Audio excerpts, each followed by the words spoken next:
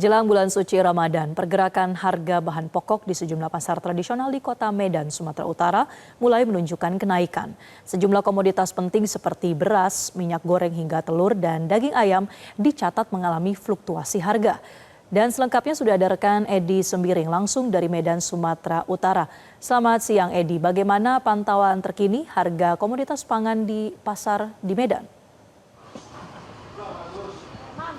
Selamat siang Marcel dan juga pemirsa. Saat ini saya berada di Pasar Halat Kota Medan, di mana pasar ini menjadi tujuan utama bagi masyarakat untuk memenuhi kebutuhan sehari-harinya.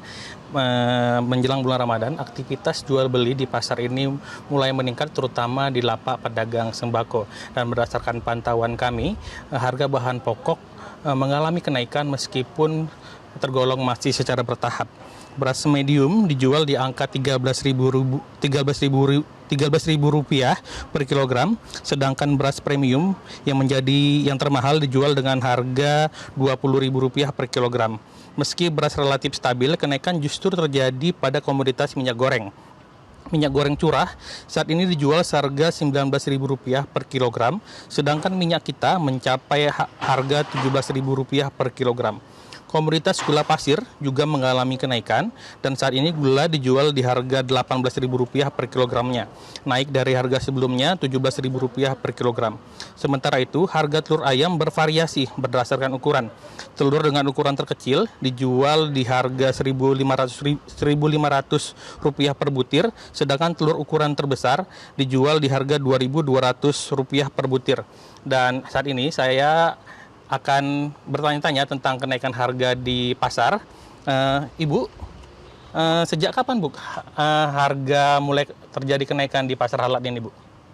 Ya mulai dalam minggu inilah, seminggu belakangan ini mulai beranjak naik.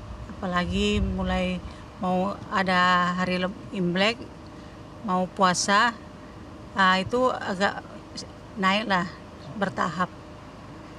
Kalau untuk barang atau komoditi yang paling duluan naik di sini apa, Bu? Ya gula, minyak, itulah yang duluan naik karena itu yang bahan yang paling sering dipakai ibu-ibu pada bulan puasa. Kalau untuk stok, seperti apa, Bu, untuk di bulan Ramadan ini? Kalau stok ya semuanya tersedia kalau stok, cuman ya tergantung modal usaha kita bisa nyetok banyak atau sedikit, itu tergantung kita, pedagang. Bu, terus bagaimana dengan jumlah pembeli, Bu? Seperti apa daya beli masyarakat? Sekarang daya beli berkurang karena mungkin itulah harga-harga mulai naik kan, jadi ibu-ibu kurang daya belinya. Oke Bu, mungkin terakhir harapannya ke depannya seperti apa Bu? Harapannya ya harga-harga diturunkan supaya daya beli masyarakat semakin naik, apalagi sekarang kan ya musim paceklik lah sekarang istilahnya, kalau sepi sekarang ini ya kan. Oke Bu, terima kasih atas waktunya. Pemirsa, kami juga mencatat kenaikan yang signifikan terjadi pada komoditi cabai. Cabai caplak dijual di harga Rp65.000 per kilogram, padahal sebelumnya cabai caplak dijual di harga Rp50.000 per kilogram. Sedangkan untuk cabai merah saat ini berada di harga Rp40.000 per kilogram, naik dari sebelumnya Rp35.000 per kilogram. Untuk komoditas bawang, ya harga tergolong masih stabil.